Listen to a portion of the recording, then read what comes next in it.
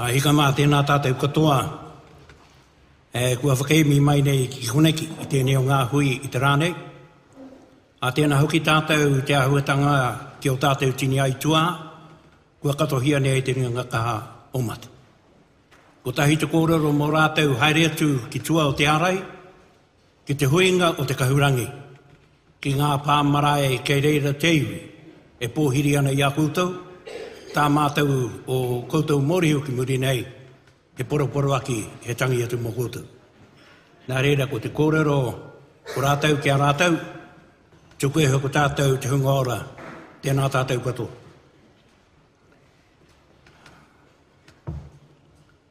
I didn't realize that Mahara Okeroa speaks for a very long time. I was rather perturbed lest I miss my time, given that I taught him not only at St. Stephen's many years ago, but also at Massey University. During the prayer this morning, I was trying to find what it is that I'm going to say that would augment and complement this session. And I thought of a prayer that I learnt 56 years ago when I was a theological student training for the Anglican ministry at St. John's Theological College in Auckland. And the prayer goes, Lord, give me the courage to endure that which I cannot change, and to change that which I can, and the wisdom to know the difference. I'm also reminded when I was a 16-year-old attending the Ngāti Cathedral in Tikitiki, St. Mary's Church, and our old vicar, Canon Kohere, looked around from his pulpit to us and said, from the book of Isaiah, a people who do not have a vision is lost. Ko te iwi kaore a rātou moe hei wingaru. So that when I looked at the pathways together, I wonder who we are going down that pathway with. Is building the pathway forward between Māori iwi and Māori iwi? Or is it between iwi and the Crown policies who have made us reactionary rather than being proactive? If you look back in our history at the breaches in terms of whānau in those early formative years, 1840 the treaty was signed. The first article of that treaty was a breach of who you are, in the sense that it assumed that other iwi had the right to make a determination for other iwi.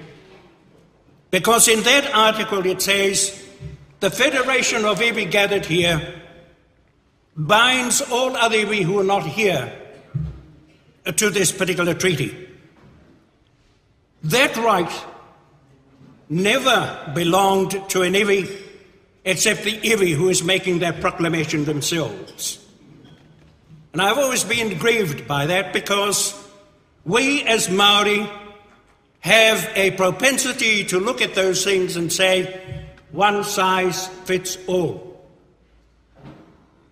And in saying one size fits all, we have taken aboard ourselves to say that in the 1960s, when the Social Welfare Act was created post the war, that the only way that Māori people and whānau can actually address their needs was by a pan-Māori approach.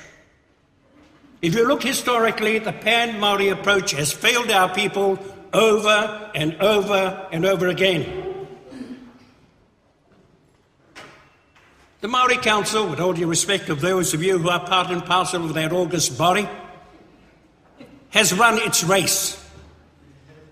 The Renaissance is no longer with pan-Māori. The Renaissance is with iwi. The mana does not belong to pan-Māori, it belongs to iwi. The mana of Ngāti Porou don't belong to Ngaida's people. nor the mana of her people belong to Ngāti Pro. Ko te kōrero he mana tūturu tō tēnā iwi, tō tēnā iwi, tō tēnā iwi. And the sooner we recognise that fact, the sooner, in my view at least, will we grow. I have said that Crown policies are our worst enemy in terms of trying to develop who we are. We have been the most studied people in the universe. Every time there are Maori studies about Maoris this and Maori that. So we have been studied, researched. And what's that telling us? That we are good scapegoats for researchers and for studies ad nauseum. That Crown policies, as I said, is our worst enemy. Our worst enemy because Crown says to us, here is the policy that you Maori people have to follow. And then so religiously we look at the act and we have meetings and we say, oh, there's a policy. And so we react to that policy. But the nub of the whole process is this. If we fail to address the parameters of that policy, then we as Maori are the ones that have failed and not the policy that was conceived for us. All you have to do is look at history. Let me tell you some Ngāti Pro stories of development in Crown policy. In the 1950s, there was a deliberate migration policy and immigration policy, and call it what you like, taking our people out of Ngāti Pro, putting them into Stokes Valley, to Wainuiomata, so that the land would be cleared for what later became the Part 2 for development schemes under the 1953 Act. The Part 2 for development schemes were conceived as a way of developing the resource so that these so-called Ngāti Pros can live on their land. But after many years of being relocated, living elsewhere, we no longer had an interest in the land because we were taken away from it. That's Crown policy. I'm chairman of one of the blocks that ended up a 1,700-acre block with a debt of $480,000 put on it. And the banks would only give us $1,000 for seasonal finance to run a stock unit of 4,000 stock unit. How can you run a farm with $1,000? But fortunately, not because of my chairmanship, I would like to think so from time to time, but we're out of the mess. But others of our blocks, because of Crown policy, are now being alienated. And then, of course, Crown policy, it affects you, it affected me as whānau. Part of the amendments to the 1953 Act was the 1967 Amendment Act. And in that particular Act, again, there was great harm done to us as whānau, as owners of the land. We were told that the new policy was now live buying and live selling. I was teaching here in the 70s, and there was a minor recession. The railways downsized, Fords went out, Todd Motors and General Motors went out, but Ngāti Pro people had a new animal they had to deal with called hire purchase. They had no assets except their shares in land at home. But the policy of live selling and live buying allowed them to sell the only asset they had in response to the Crown policy of live buying and selling. So when you went for a lease of the block, which you thought was family land under the policy a lot of the family has sold because it was the only way that they can survive in their new environment. There are heaps and heaps of stories that people can tell you. When the kohanga reo movement began, for example, every member of the whānau had the right to be there. So the teaching of the reo and tikanga was built around the fluent speakers of the nannies, the fathers, the uncles and the aunties. However, when we went for further funding, we were told the only way you get funding is to go and get trained. So they put together a training program, and if you weren't trained, you didn't get the money. And then now that we've got the money for kohanga reo, today they're saying to us, you're nothing more than a child.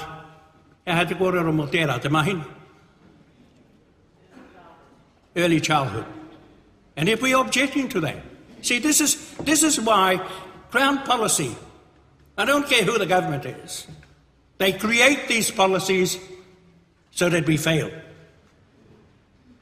By being proactive, however, we will be in command and in control of what was ours and where we want to go to.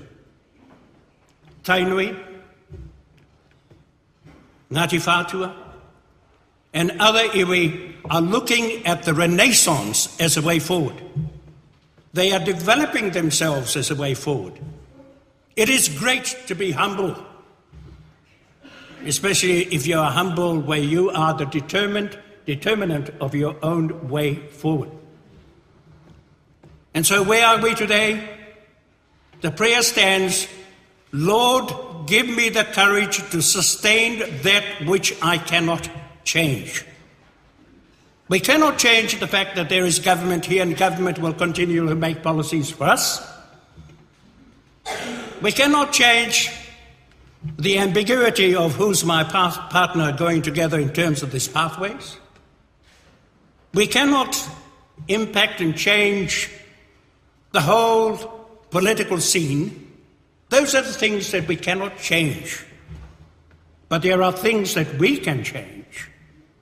And the things that we can change is how do we apply tikanga as a driver to take us into the Western economy on the one hand, and to increase the educational opportunities available to our people so that their intellectual attainment is second to none. If you look at education, it was certainly the case when I was going to Te Aute many moons ago. And then when I taught at St. Stephen's many moons after that, you had all these European-based tests to determine your IQ level. Then your IQ level places you in the A stream, and if you were like me, you were in the lower stream. But you see, that has been unfair to Maori educationally. Once you are in the B or C stream in these schools, that is where you will be for the rest of your school years. And that will be where you would be in your adult life. And yet we were successful in terms of trade training schemes after the war. And if for those of you who care to do some research on that, now that's a positive research, you will find that the passes of our men in those trade training schemes was above the national average. So why, for God's sake, did they make changes? And now we're scrambling around and saying, we got trade training now in the different tertiary institutions, but it's a one-year course. That doesn't make you an expert in 1 year. I've had a carpenter who worked for me for a year. He graduated in 1974. He could do everything a carpenter can. But today, ka retire. I don't want to bore you too much with my view. And my views are consistent views because in my life's experience, very little has changed. In terms of the Y262 claim, when we talked about the Māori language and the necessity for the Māori language to be determined by iwi, whose own dialect and tribal variations are unique to them, but we are still told by their report we need more funding to go to the Taurehere. Now, I've got every respect for the Taurehere. It's not their fault that they're called the Taurehere. It's not their fault that they're standardising Māori. It's not their fault that we're getting this new language, of which 40% I understand and not the 60%. It's not their fault that I want to throw stones at my television when I'm listening to the karere because I don't understand the word they're talking about. But imagine for a moment, I heard the Honourable Tariana and the Honourable Ogaroa dropping the H's. Why? It is their dialect. You see, dialect is significant. Dialect is about you, whānau and hapu. Dialect will tell us, as you come onto a marae, kawai koutou. In the same way, sometimes I get annoyed with a lot of Ngāti Pro people coming to these universities, and they get home and I say to them, kei te ha. And they say to me, kei te tūtunu. Now that's insulting to a Ngāti Pro person. Why? Because it is universities now that are telling you how to be Māori. We need to set up iwi schools of excellence so that we can teach our people our own dialect. So when Horiana comes home, I'll say, kei te aha, Horiana would say, kei te pai. And if you remember my cousin Koro Hughes, who's no longer with us, some students and some guests came to the Rahui Marae in Tigitigi, and then come along shaking hands, and Koro said, kei te aha. No, this student said, peheana. And Koro said, no, you're in kei te aha country.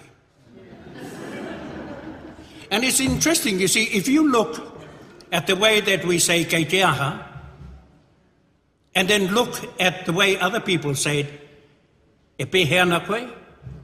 You know, it's interesting from a Pākehā grammatical point of view. But from a Māori point of view, we are not grammarians. We speak our language, it is ours. Okay? So every time you think of the pathway forward, it's only you that can make a difference. It's only you and us together that can either ignore policy and develop our own people the way that they should be developed.